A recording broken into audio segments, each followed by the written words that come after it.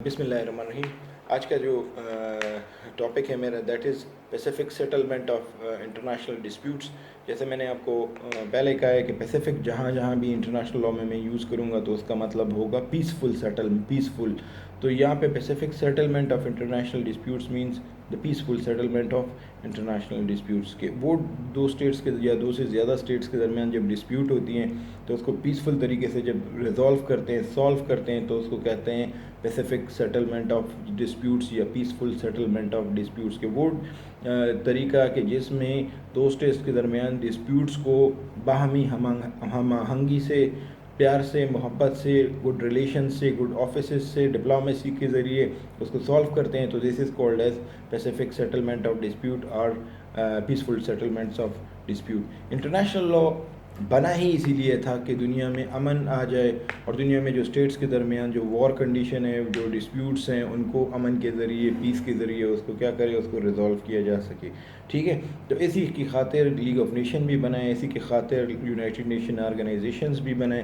لیکن فرسٹ جو اسٹیپ جو پیسیفک سیٹلمنٹ آف ڈسپیوٹ کے لیے لیا تھا that was through Hague convention 1899 کہ جس میں انہوں نے دنیا میں پہلی دفعہ کہا تھا کہ جتنے بھی اسٹیٹس کے درمیان جو ایشو ہوں گے وہ پیسفلی ریزالو ہوں گے. دوسرا اسٹیپ انہوں نے سیکنڈ ہیگ کانفرنس میں لیا تھا جو کہ 1907 میں ہوا تھا. پھر تھرڈ ایک جینیوا ایکٹ 1928 پاس کیا تھا انہوں نے کہ جس میں which was passed under the umbrella of league of nations کہ اس میں کیا ہوگا کہ جس اسٹیٹس کے درمیان ڈسپیوٹس ہوں گے وہ پیسفلی ریزالو ہوں گے. اسی طرح پھر لیگ آف نیشن اور یونائٹڈ نیشنز جو بنائیں یہ بھی اسی مقصد کے لیے بنائیں کہ جس نے بھی اسٹیٹس کے درمیان جو ایشوز ہیں وہ پیسفلی ریزالو ہوں.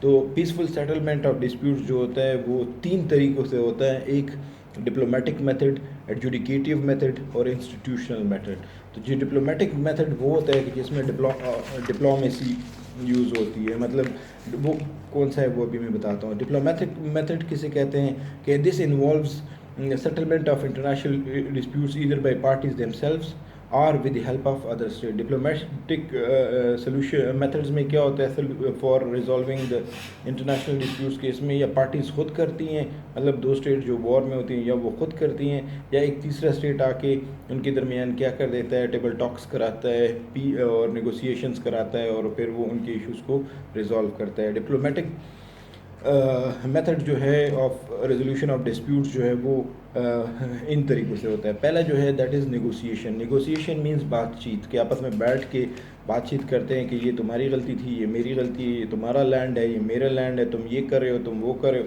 تو یہ بیٹھ کے پھر بات کر لیتے ہیں اور پھر آپس میں آخر میں کسی نتیجے پر پہنچ کے ایشو کو پیسفلی ریزالو کر دیتے ہیں. دوسرا جو ہے دیٹ از انکوائری کا کیا مطلب کہ تیسرا اسٹیٹ آتا ہے وہ انکوائری کرتا ہے یا ایک انٹرنیشنل آرگنائزیشنز آتی ہے وہ انکوائری کرتی ہے کہ غلطی کس کی تھی، جو کہ یہ کس اسٹیٹ کی غلطی کی وجہ سے یہ وار جو ہے شروع ہوئی.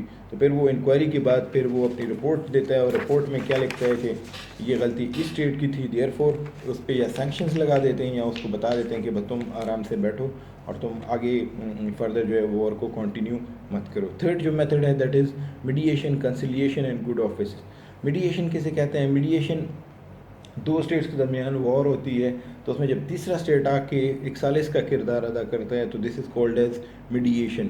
مطلب پاکستان انڈیا میں وار ہے مثال کے طور پہ اور سعودی عرب آ جاتا ہے یا UNO آ جاتا ہے یا امریکہ آ جاتا ہے یا چائنا آ جاتا ہے اور بیچ میں کیا کرتا ہے، ثالث کا کردار ادا کرتا ہے اور ہمارے ایشوز کو ریزالو کرتا ہے. تو this process is called as what?